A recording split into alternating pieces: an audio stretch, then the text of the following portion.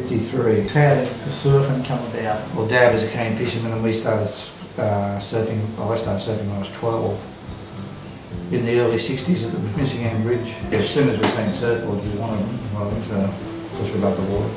So back then, who was surfing up here? The main guys were mostly Lismore guys, very few Balma blokes and Lennox guys because the towns were so small. But the majority of the good surfers come from Lismore, like Shorty Connors and Bobby Tyrrell and Steve Mitchell. They're all, Lismore was probably the hub of it. And kind of was it branched off from surf club? No, there was, from when I was young, the guys that surfed didn't go on surf clubs. You guys seen it what back then on? Well, the telly or Midget Farry surf show used to be on. Okay. So when you come to the beach, you've seen people surfing. We just wanted to do it.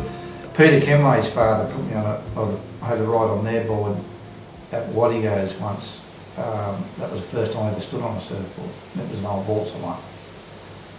And the first boards we had were like D-fin Mal. But I got my first own board at 12-year-old. I think it was a McDonough, but we got it re-resined and everything out of Bay Area surfboards. That's the main place where you could get a board, say? Well, they sold them in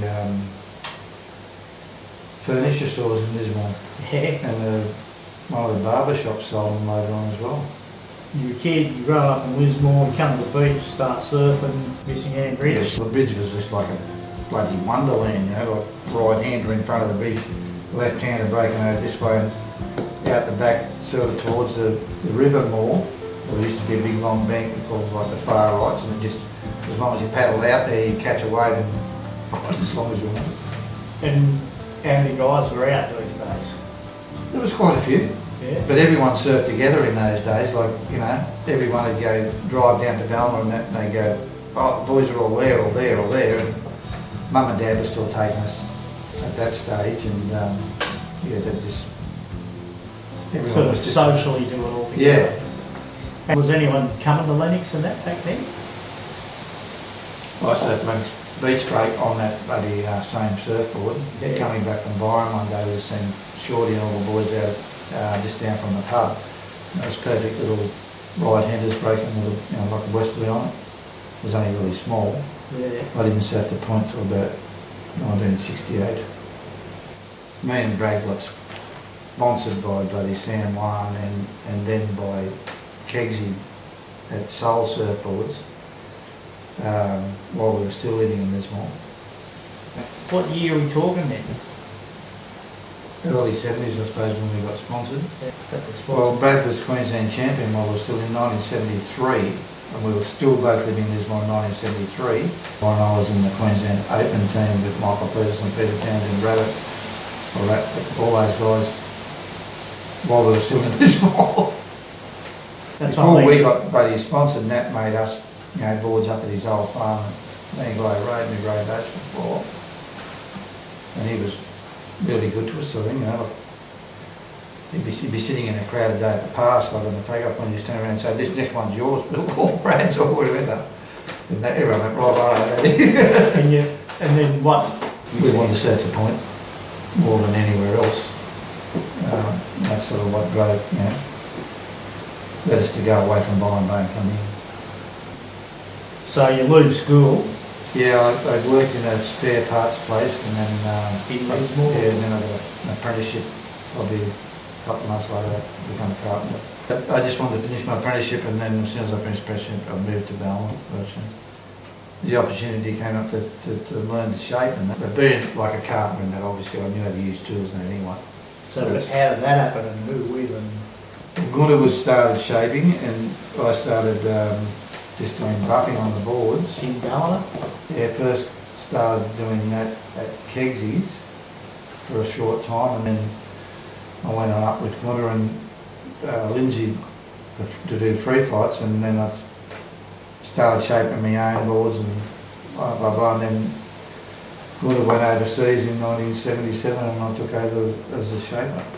When it came time, McTavish was in the factory looking at my boards and Lindsay's going, I don't know who we're going to get the shaper, and McTavish went, get Phil, he can do it, look, it's here. And he said, I'll take him aside and, because he was a friend, and help him just show him some refinements, and away I went. And where was this going again? No, in that old factory in Winton Lane. But I went up to Bob's house on the point, like for half a dozen lessons.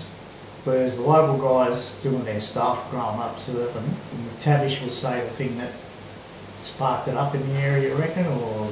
Yeah, in those days, you know, it was I'm not uncommon to go to the point you see Nat, George Greeno, Brocky, Rob Keneally, and of course Michael Peterson had come down here surfing a lot as well.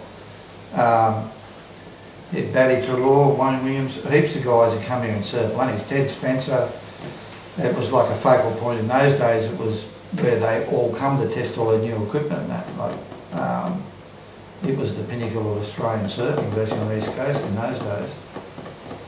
Back then, because professional surfing came around, did you have that sort of wanting it to go places? No, I mean the main reason that I jumped onto the shaping thing was because, well, here's my opportunity to go to the beach every day and work around it, sort of thing.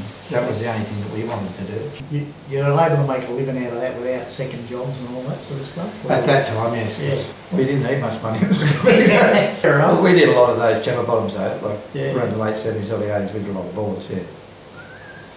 Yeah, well, I met Cole when I was 16, when I was doing my, I don't know, I was 17 or 18, when I was doing my apprenticeship, I met Cole in Coffs Harbour. And we hung out a bit, and Buddy, when I started shaping, I'd seen in the magazines that Cole was riding these channel bottoms and stuff, and I tried to make some before I'd even seen any, which were pretty crude. And then I went to Sydney to a shop we were selling boards to, Sea Level, and they were having a competition, and Cole was a special guest there. I said, what's going on, Smithy, blah, blah, blah, and he said, come to my house at Redhead on the way home. And we went back there and we conceived the thing, well, he was going to come north the week later and we'd start doing Cole Smith channel bottoms. And they turned out to be like, you know, probably Australia's most popular channel bottom all through that period. And like when we first took our normal old single fins and put channels in them, they just come to life like another surfboard. It was like putting a motor in it. The actual channels that I do, they don't make the boards track or anything like that. They just give you lift and speed and actual looseness. Some of those old boards, you know, look very pinny, but they don't surf like that. They're a lot looser than what they look like, but also a lot faster. And like Nick Carroll's ridden boards I've shaped, a board I've shaped recently, and he said he does not remember single fins being anywhere near as fast as what his board is, and it's an exact copy of what I was riding in 81, sorry. Do you reckon the channel, you know, the singles used to spin out a bit? Well, these ones don't budge. Yeah. I've shaped normal ones for Bay Young. He said in the past that he described it being gold. He said no hint of sliding or whatever. You know, can I say I don't think a single fin ever got more advanced than what it was then. Free flight, and when did you actually sort of take it over fully? Rush forward to the 1990, you know, I started shaping for Bart Lynch and went off to Brothers Nielsen for 9 years. That was the years I was on that vent system thing. Just took them up every week, I did that, and then... So it kind of folded for a while you were up at Brothers Nielsen? Yeah. Well, Lindsay had the name registered, it was Lindsay's name. And Lindsay just kind of folded free flight, and well, I woke up one morning, true story about it, I woke up one morning and I knew he wanted to get out, and he put an ad in the paper saying free flights for sale, and with it comes the shaper, without saying anything to me, so... That you were the shaper that came with Yeah. So I just went, oh no, I'm off to Brothers Nielsen because Bart wanted me up there and I'll just work for them. Anyway, he followed the whole thing, and years later, when I wanted to do it again, he gave me all the stuff, said, by all means, go and do it. So 15 years ago, you decided to go back to free flight. Yeah. Well, I came back from Nielsen's and I did, for a little while, Lennox Underground stuff for a while. Then I worked at Bear and that as well. I was sort of a bit disillusioned by the whole thing by that stage, and my kids were young and everything, and I spent a lot of time with my kids when they were young. Yeah, I just decided I wanted to, I said I'm just going to do the free flight label again. I'll go out the way I came in. You know, in the last 6 years ago. Yeah, I thought I'll just do custom orders, and I got a job cleaning at Byron Bay High School. Anyway, I've just been rolling along with him. Rick Smith rang me up and said, "Oh, can you do some of Dad's old boards and that, like he used to do for him?" He said, "I'll get you and I'll get Alan Byrne to make a couple." And we both made a couple, and they put them together and caused a bit of a sort of a sensation. Oh, look at these, blah blah blah. But we were doing, the Colston Channel model. And anyway, to cut a long story short, Alan unfortunately passed away in Bali. But the boards made such a hit that a lot of people wanted them again. So you basically got that many custom orders, it was like shaping again? Yes, virtually. Yeah. Really from word of mouth? It's not Pretty like, much. It's not like you advertised it? No. So it's the whole retro things? Yeah. But it's mainly where you reckon younger dudes are buying them, or? Cross section of everybody. Yeah. I've done them well, my son rides general bottoms of the thrusters and stuff, and one of his mates, and like I do the single fin ones from young guys right through. Everyone wants to have some sort of retro board in their quiver these days. But I'm not only doing retro boards, I'm doing a lot of modern thrusters in it. The guy from the UK is over here recently. He's been doing the Campbell Brothers boards, distributing their boards in the UK and Europe for the last 10, 15 years. He ordered a couple of me, and I sent them over to him. He's even said this to the Campbell Brothers. He said, "I don't want to ride the Bonzes anymore, I want to ride these." Yeah. And who's selling them? A place called the House of Bonza that sells Campbell Brothers Bonzes. Where are they, in Cornwall or something? They're in Dorset, on the Jurassic Coast. Great waves. Yeah. The channels are going off, Mouse Affection's come along. Yeah, the whole retro thing has been hijacked a bit by the hipster shapers, and they said that we don't want that, we want the actual original guys who did all this stuff, sort of thing. Like he said to me, he said, "When I pick up your boards, it feels like a board from that era, and it looks beautiful." The same with the MRs and all that sort of stuff. I mean, if you go in that shop and have a look, there's some beautiful boards in there. It's people who aren't really fussed about a price. They're not that dear, mate. The hipsters have got them the other way around, they're usually dearer. It was like that surf festival thing they had up there. Yeah. The name of the shapers are like... They wouldn't even send us out an invitation to go in it or anything.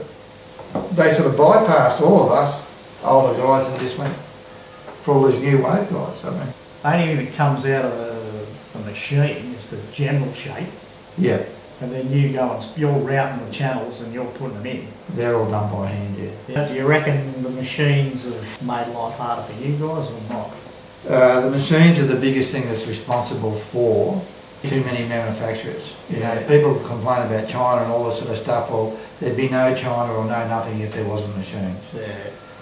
And today's modern shaper needs half a dozen pieces of sandpaper and a block because they're just. I mean, I don't really believe everyone uses them. I mean, but it's taken the heart and soul out of everything, really. I mean, I still shape a lot of boards by hand using a planer, but a lot of modern shapers can't do that. Yeah. They're more computer designers than what they are shapers, sort of, and just finish them off. But a lot of guys can't do what we're doing as well. A lot of people can't see them, a lot of people can't class them. What are they doing? Putting the channels in through the machine too? No, well, the talk of this. I spoke to the guy who's updates all the machines. He said there's talk of it. But when he seen one of my 10 channels, he just went, the time it would take me to program each one of those boards wouldn't be worth it. You might as well do it by hand. And how long does it take you to shape a board? A couple of hours. So has that changed? Yes, I used to be able to do the whole lot playing down there. I used to be able to do 4 a day when I was younger, but now I usually just do 2. That's it. But I'm also working for Bennett's in Sydney, the most long-established brand in Australia. It's 1959, and I'm quite sort of chuffed about that. Yeah. And I'm doing like the traditional longboards for 2 of the best longboards in the country. But I really like watching that and shaping those old school longboards. Yeah, well, a lot of modern longboards like a bloody shortboard with a long nose on it, and you know, to me, modern, using the whole board is what longboarding's about. If you can't nose ride, I don't know about it, you may as well have something shorter. Yeah. And a lot of surfers these days are just using a modern longboard to catch more waves. To ride one of those old school longboards and ride it really well takes a lot of skill, whereas riding a modern longboard with modern rails in it is nowhere near as hard. Best thing about the job? I suppose just the freedom, I mean, to be able, all those years for me to be able to just go to the beach when I wanted to, and I had all those great years at Lennox and that. Actually, when did you move to Lennox? Been 26 years. So when you spent time with the kids, was it surfing and fishing and all that? Surfing, fishing, taking out west a lot. We used to spend a lot of time going to the gym, fossicking and that when they were little. It was just a way of getting out the bush and giving them some sort of different experience beside the coast, because I knew they'd grow up beside the coast. And that was just, that was some of the best family holidays I had out there when the kids were small. Worst thing? Everyone, the worst thing about the things these days is everyone reads surfing magazines and reads all this. Some people don't need any of that stuff, they need to listen, you know, like I've had guys that can barely stand up coming with 3 pages of questions. When I know what they surf like, and they only need a basic surfboard. Yes, have a look at this photo, the guy's tearing the spreads out. Does that look like they're tracking you? You know, it's just, but everyone wants to over-exaggerate. It was once like a simple thing, you know, like perfect examples. I had a Tommy doctor come here who'd been surfing for a couple of years. He basically wanted a mini mal with a pintail, right? And he was going to get one off Nick Tavish, and it was like $1,600. And I'd said to him, well, I can do you one for about $800-900 now, blah, blah, blah. So he comes around, orders the board. We're sitting here Friday night, I'm just going home, end of the week, I want to have a beer, relax, blah, blah, blah. And I said, right, mate, I've got you order, you can go now. He said, oh no, we need to talk about this. I said, no, we don't. The board's straightforward, simple. I can do it, no problem. And he said something else, and I said, listen, I've been doing this for 40 years. I said, you're a doctor, eh? He said, yes. I said, well, if I come into your doctor's surgery and went, you know, you give me 10 minutes for $80 or whatever it is, then you tell me to go, take this, take that. I said, if I sat there and said to you, no, I need to talk about this more, blah, blah, blah, you'd be insulted, wouldn't you? He said, well, I suppose so. And he said, but they were going to talk to me for hours out of me. So I said, yeah, they're going to charge another $800. You know, so just trust me. And then when he got the board, he realised what I said. Righto, life philosophy. I'm not exactly into who dies with the most wins. Yeah, I mean, I don't want to die rich. But, you know. Yeah, you can't take it with you. No, I mean, it's just, to me, it's about lifestyle and family and everything.